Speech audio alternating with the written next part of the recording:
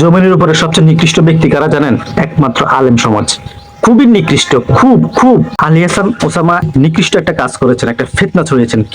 তুফান মুভিতে সাকিব খানকে জিজ্ঞাসা করা হয়েছিল তুই কি চাস, উত্তরে সে বলেছিল পুরো দেশ। এক্স্যাক্টলি এই সিনটা কেজিএফ মুভিতেও ছিল। বাংলাদেশে আলেমদের মিলন মেলা বসে, এগুলো দেখলে আমার হাসি আসে। প্রিয় ভিউয়ার্স, জমিনের উপরে সবচেয়ে নিকৃষ্ট ব্যক্তি কারা জানেন? একমাত্র আলেম সমাজ। খুবই নিকৃষ্ট, খুব খুব।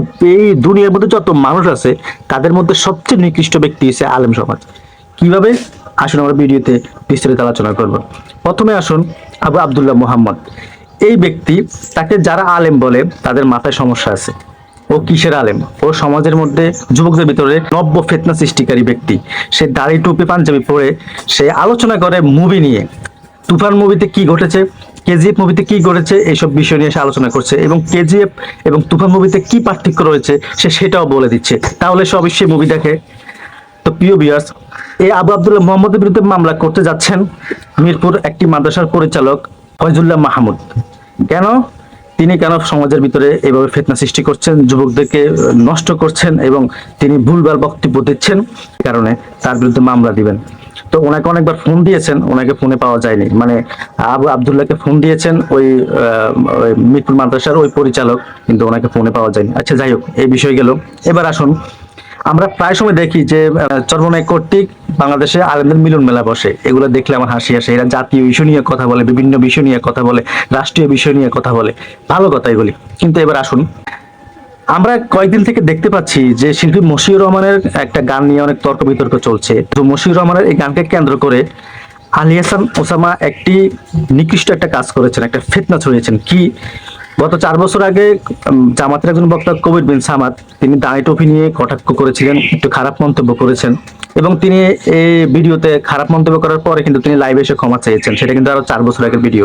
সেই ভিডিওটাকে আলী হাসান ওসামার সামনে এনে নিঃসন্দেহে একটা ফিতনা সৃষ্টি করেছে এবং উনি ভিডিওটা দেওয়ার পর থেকে 2 দিন যাবত ফেসবুক ইউটিউবের মধ্যে এই বিষয়টা নিয়ে ফিতনা হয়েছে। কারণ অনেকে তো কবির বিন সামাদের সেই ভিডিওর খবর জানে না, বা তিনি যে এরকম কথা বলেছেন, দায় নিয়ে টুপি নিয়ে কটাক্ষ করেছেন, সেটা কিন্তু অনেকে জানে না। কিন্তু নতুন করে যখন আলী হাসান ওসামা এটা পাবলিক প্লেসে ছেড়ে দিলেন, তখন একটা ফিতনা সৃষ্টি হয়েছে।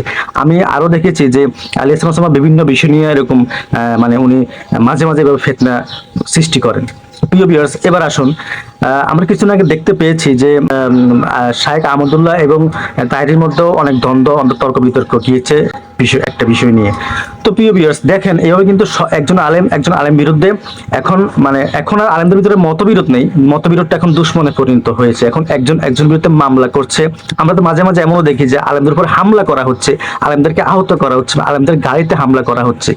তো এই যে কাজগুলি করছে, এইগুলা কেন হচ্ছে? একমাত্র আলেমদের ভিতরে, তাদের ভিতরে আন্ডারস্ট্যান্ডিং, তাদের ভিতরে সমঝোতা নাই। এই কারণে একজন আলেম যদি ভুল করে কোনো বিষয় নিয়ে, তাহলে তার কাছে যেয়ে তাকে ফোন দিয়ে তার কাছে গিয়ে তাকে বুঝাইতে হবে। কিন্তু আপনি পাবলিক প্লেসে কেন, মানুষের সামনে কেন তাদেরকে একজনকে গালিগালাজ করছেন, কটাক্ষ করছেন? আপনারা একজনের পিছনে লেগে আছেন, মাঝখান থেকে সাধারণ যারা মুসল্লি রয়েছে, যারা আপনাদেরকে ফলো করে, তারা কিন্তু আপনাদেরকে গালিগালাজ করছে। ওনার সমর্থক ওই আলেমকে গালিগালাজ করছে, ওনার সমর্থক আরেক আলেমকে গালিগালাজ করছে। তো এই জন্য বলেছি যে জমিনের উপরে একমাত্র নিকৃষ্ট কি যদি থাকে, তাহলে হলো একমাত্র আলেম সমাজ।